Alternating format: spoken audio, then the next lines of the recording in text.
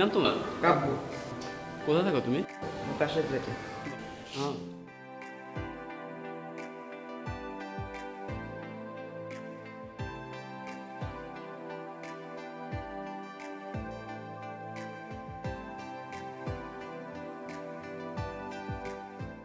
ভাইয়া, হ্যাঁ ভাইয়া, জানো আমাদের বিল্ডিং এ নতুন ভাড়াটিয়া এসেছে। উনি না একজন আর্টিস্ট। তো তো মানে চেষ্টা করলে আমিও তার কাছ থেকে কিছু শিখতে পারবো।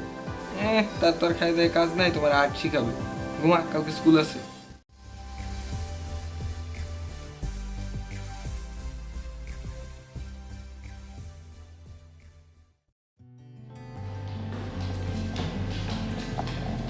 এই শুন, তোমার নাম জানো কি?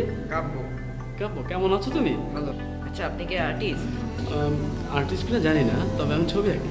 আমিও ছবি আঁকি। তুমিও আঁকো? তাহলে আমার বাসায় চলে আসো। ওখানে অনেক রং আছে, কাগজ আছে, আমরা ছবি আঁকবো একসাথে। সত্যি? সত্যি।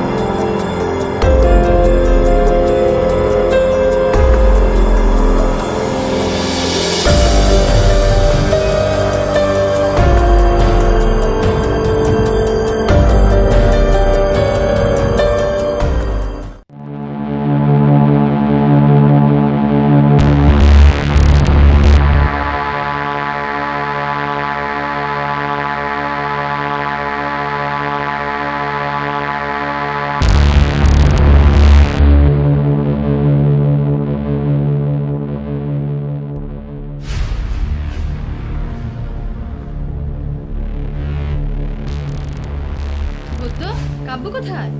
মা, ও তো এখনো বাসায় আসেনি। সন্ধ্যা হয়েছে, সে কখন এখনো বাসায় আসেনি? মানে ও তো মনে হয় পাশে বাসা। কেন? ও বলছিল যে জানো আমাদের বিল্ডিং এ নতুন ভাড়াটিয়া এসেছে।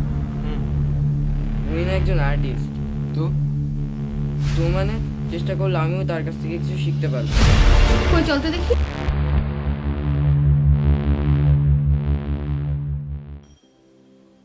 যাবি আর কখনো আমাকে না বলে বাইরে?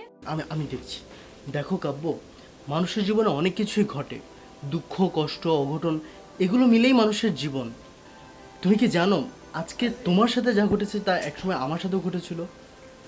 কি করতে হবে? বাবা মার সাথে সব কিছু শেয়ার করতে হবে, যাতে সামনে আর কোনো বিপদ না হয়। আর নিজের গোলকে ঠিক রেখে এগিয়ে যেতে হবে। পৃথিবীতে অনেক সফল ব্যক্তি আছে যারা একসময় তোমার আমার মতো পরিস্থিতির শিকার হয়েছিল, কিন্তু তারা কি করেছে? তাদের জীবনের হাল ছেড়ে দেয়নি। তারা উল্টো তাদের জীবনের লক্ষ্যকে স্থির রেখে তারা এগিয়ে গেছে এবং আজকে তারা সফল। সো তোমাকে কি করতে হবে? তোমার জীবনের যে লক্ষ্য, টার্গেট আছে, সেটাকে তোমার সামনে রেখে সেটাকে অ্যাচিভ করার জন্য তোমার এগিয়ে যেতে হবে এবং একসময় তুমি তাদের মতোই সফল হতে পারবে।